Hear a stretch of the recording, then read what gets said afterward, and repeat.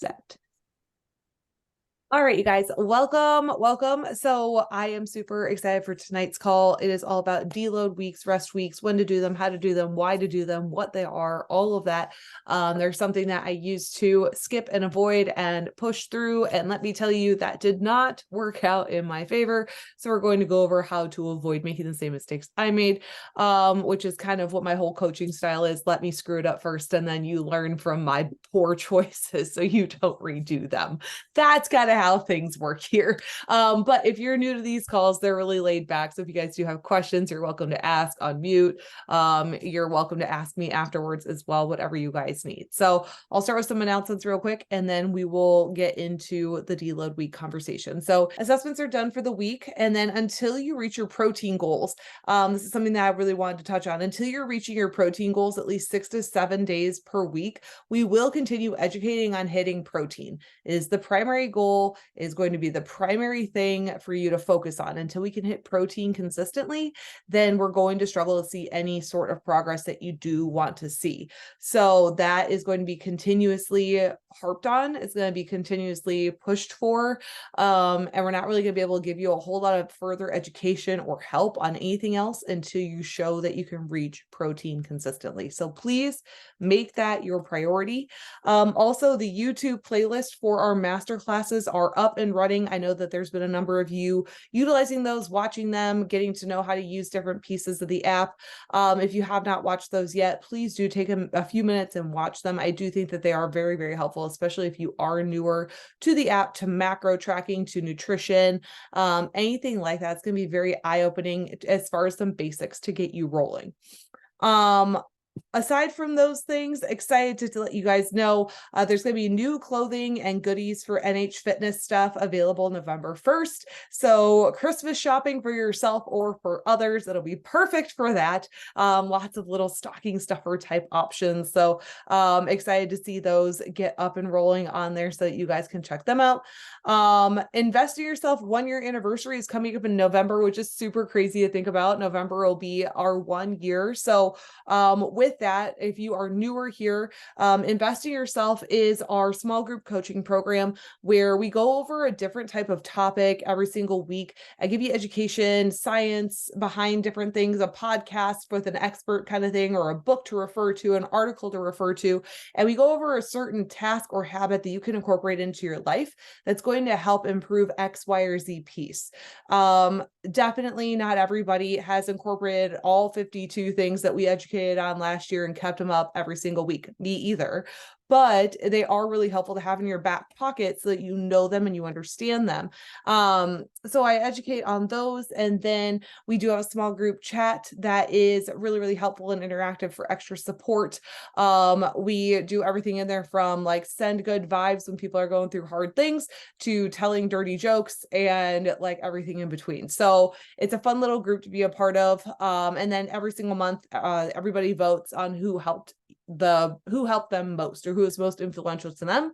And then there's one winner per month that gets invited to an invest retreat that I host, and I spoil you for a weekend, and we have fun and hang out and basically just wear pajamas and laugh about stupid things for the weekend, and it's great. So that's what that is. So if you guys have questions on the Invest in Yourself coaching, let me know. It's a great opportunity to get involved and get to know more people and have a little bit more accountability just for everything. November topics are going to include the AM routine for fat loss, trustworthiness, food label marketing BS and being able to read through it, showing up, and then muffin top drop. That's what we called it last time. So I like that. So that's kind of what that's going to look like next month. So you guys know what that is. The only other things are to please send all 1P order numbers my way if you're making them. Those definitely help me a ton, and I really appreciate it when you send them to me. And then please do share any info about the app, the group, my training, my content that you do find helpful. Like when this podcast releases on Sunday, if you enjoy this call tonight, find something really helpful about it, share it with somebody who you think it will help. That is my biggest hope. Or if there's a recipe that I post that you love, then share it with somebody who you think it will help. Any sort of those things are going to be really beneficial. Just want to help as many people as possible. So That's it for the announcements. As far as deload weeks go, what, how, when, and why, right? So the definition of a deload week, which I looked up to make sure that I had a very standard definition for you, is a phase in strength training when you train at a lower intensity so the body can fully recover from high stress workouts. Exactly what it is. It's super straightforward. It's very basic. It's something that I used to avoid because I was so, and I still am, love a hard workout. I love pushing. I love pushing limits. I love that, like, leaving it all on the floor intensity. It's a lot of fun. However, doing that to yourself over and over and over and over again can lead you into a series of issues that I am currently dealing with. So let's not do that to yourselves. Okay. So we're going to go over how to deload. There's 3 different ways that we can deload, and then we're going to go over all the different things having to do with it. So how to deload, there is the fact that you can lower the weights, and then that would lower the intensity of the workout, but you would keep the volume the same. So if you've been doing the same type of sets and reps for however many weeks on your program, then you would just lower the weights that you've been using to like 50%.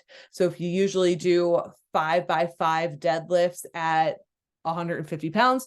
Okay, cool. You still do 5x5 deadlifts, but you do it at 75 pounds instead, right? You cut that in half. That's going to kind of be like one of those options for a deload week. Just kind of depends where you're at. Also, we can keep the weights the same, but we can lower the volume of the reps. So if you are doing 5x5 deadlifts at 150 pounds, maybe we change that to, 5x2. Right? Or 5x3, something like that, and keep your weights the same. So that way you are still lowering that intensity because you're lowering the number of reps and the strain that your muscle is under during that workout. Now, the other way, which is the way that I personally prefer, because I think that's a great mindset shift for the whole time that you're taking a deload week, is to completely change the workouts themselves. So what I mean by that is, maybe you still go to the gym, but do something different in the gym. Maybe you do a group workout class. I don't know. Maybe you go swimming. Maybe you just walk the track if you're going to like a bigger gym. My personal suggestion that I like to do is I like to get outside more. I like to take more outdoor walks. I'm trying to get better about not listening to things when I'm outdoor walking. I listen to the wind and the birds, and I look at the clouds, and it's just like a whole experience where I'm not listening to people trying to teach me things in my ears. Right? Then I don't focus on anything, and I forget to like focus on trying to chill out. That's the whole point of a deload week, is to calm down. So try and get yourself outside more, get more sunshine, and try not to be listening to things all of the time in your face and in your ears while you're out there. Aside from that, you can also do more stretching. Like, I like to follow a guided stretching program. You could do yoga if that's your thing. That's totally fine. Maybe you do more sauna sessions. If you go to a gym that has a sauna, that's great. Just really focus on lowering body stressors. Go for a long leisurely bike ride. You're not trying to win a triathlon right now, right? Like, go for a long leisurely bike ride with your kids. Along those things, go for a long hike. Those are going to be great ways for you to take a deload week and still be active, just doing different things, still moving your body, but getting yourself to do different types of options, giving your muscles a true chance to rest and calm and recover. So that's going to lead me into the next one, like, why deload? So it's going to really help reduce that overall body stress. Now, why do we want to decrease body stress from time to time? Stress is great, like especially workout stress. It's great. It releases hope molecules, which are called myokines. It does all kinds of great things for your mentality. It helps usher, cell waste out of your body. It helps move blood flow and nutrients throughout your body. It helps mental clarity, all kinds of great things, right? Working out is fantastic, and putting certain stressors on your body is great. But if you do it time and time and time and time and again, and you never take a break, then what you can really start to do is you can find yourself being sick more often. You can find yourself being injured more often, or kind of having like nagging injuries a lot more often. You can start to find yourself like always tired, and depending on that next shot of caffeine. We can also find ourselves like really overtraining, which can lead to a lot of other issues. And then decreases or it can start to increase mental stress. So with all of that, like stress leads to exhaustion and can lead to a ton of emotional fatigue. And I did this wrong, and it led me to gut and hormone issues that I'm currently healing from, right? It led me to constant bloating. It led me to very poor digestion. It led me to missed periods. It led me to being angry. It led me to so many things that are zero fun. And I don't want you to go through that. So please consider taking rest and deload weeks, giving your body and your mind a chance to calm down. Every once in a while, to give yourself some chance to avoid all of these issues from becoming your realities. So the next question that people would ask, or one would ask, would be, how often do you do this? And this is really going to depend on the person. I personally suggest for women that 1 week per month, the week before your expected cycle starts, would be when you would want to take that lower intensity week. So reason being for that is your body and your hormones are extremely sensitive to stress the week before your cycle, so that late luteal phase. And pushing high stress that week can really throw things out of whack. So if your body starts to stress a ton, so maybe you love doing like high intensity, you're a CrossFitter, that's me. Or maybe you enjoy F45 or Orange Theory or whatever those things are. You love high intensity workouts. Or you're a runner, maybe you're out like crushing the pavement, right? If you're doing all of those workouts and you're not giving your body that week before your period to rest, you can really start to throw those hormones into a massive tailspin whack. And then it really starts to shift things, right? So I'll kind of explain what happened to me, because I got my Dutch test results back. Have been super eye-opening. Kinsey, I got to fill you up on that. But as far as like what it came back as, is I was so high stress for so long that my body stopped producing as much cortisone, which is the precursor for cortisol, which is our stress hormone. That's what we want when we're working out. We want to be higher in the morning. My body kind of stopped creating it, right? So when my body stopped creating it, I don't get any energy surges like I'm supposed to. I'm kind of always at a flat line, which can cause a lot of other issues to happen. And that also started to throw my estradiol, which is my active form of estrogen, progesterone, and testosterone to the crapper, which has caused all kinds of other issues. So with that being the week before your cycle, that's when your hormones massively shift anyway, and we're super sensitive to stress that week. So if we can lower our body stress by lowering our intensity of our workouts that week, that means period starts and your body is able to recover immensely easier the day that that period starts. Your body and your hormones shift, and you have this big, massive thing of energy, or at least that's typically how it goes. That's how it works for me. And you get stronger all of a sudden, you get better sleep, everything's better. So the week before, that's what I would suggest. I'm not saying you have to take a complete rest week every week. I had to do that because of all of my past history. But if you at least lower your intensity, or maybe you switch to just like bro lifts, like traditional lifting for the week instead of doing high intensity stuff, that kind of thing. Or maybe you only do the gym 3 days that week instead of 5 or 6. Whatever this looks like, calming it down that week before is going to be really, really ideal to help benefit your cycle and the hormones and really just optimize that cycle. So that's what that is. I could go on forever on that. But if I have not hit it home yet, please, that week before, do that. If you go this route, then let's see, go all out for your workouts for like the 3 weeks at the starting of your cycle, starting at day 1. And then from there, you can start to pull back about 7 days before your expected next day 1. So not everybody's on a 28-day cycle. You probably know yourself, however many days that is. Look at like however long, 7 days before that expected next one, kind of start to taper off those difficult workouts at that point. Going longer between deloads is an option for some if your energy and your cycle don't get affected negatively by you continuing with higher intensity or heavier lifting. But I will say that still taking that rest week or that deload week every at least 6 to 8 weeks is going to be really beneficial. For any men that may listen to this, because I do coach a number of men as well, I would suggest deload weeks for men for every 4 to 8 weeks, just depending on what their goals are, how their body's responding, because their hormone cycle is on a 24-hour type thing instead of a 28-day thing. So it really gets affected differently with men, and they can kind of take deload weeks at a different kind of phase than we'd have to. So that's kind of how that goes.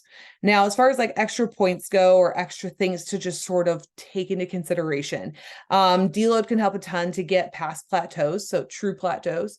The reason I say true plateaus is because if you are following your plan, you're hitting, all the clean foods, you're taking in the appropriate amount of protein, you're not massively overeating on calories any days, you're not drinking, you're focusing on sleep, you're walking, you're drinking your water, like you're doing all the things right. And if you're doing all the things right for 3 weeks consistently and you're still not seeing any progress, that's a plateau. But majority of people don't hit their plan perfectly for 3 weeks straight. Typically there's an off day in there somewhere. Something happens. If we haven't really followed the plan continuously for an extended number of days or extended number of weeks, then it's not a true plateau. But if you have been following your plan for quite some time and we are not seeing that forward progress, it's probably time to take that deload rest week, give your body some time to recover. It can also improve mood a ton, sleep quality, amazing. It can really improve sex drive. Your husbands will thank you. Cravings can even go away. Skin, nail, and hair strength can all improve. All of these things can get so much better when we take these rest weeks because you're not putting that excess stress on your body. It all comes down to activating the parasympathetic nervous system and deactivating the sympathetic nervous system. It's amazing what your body is capable of. A couple more notes is when you do go on deload weeks and rest weeks and active rest weeks kind of thing, keep your macros and your nutrition the same, especially protein. For the people that are doing like carb cycling kind of stuff or lowering carbohydrates on the days where they're not doing a lot of extra workouts or anything, that's not necessary for my everyday people, right? That's going to be for people that have very specific performance or physical goals that they're chasing for one reason or another. The majority of people that I'm helping, we keep macros the same. That's actually going to send extra safety signals to your brain, reducing that stress even further because it's not going to think that we are running into famish, right? So we want those calories still coming in the same that week, even if we are not crushing workouts the same, which is a huge mentality shift to make. That's very, very helpful.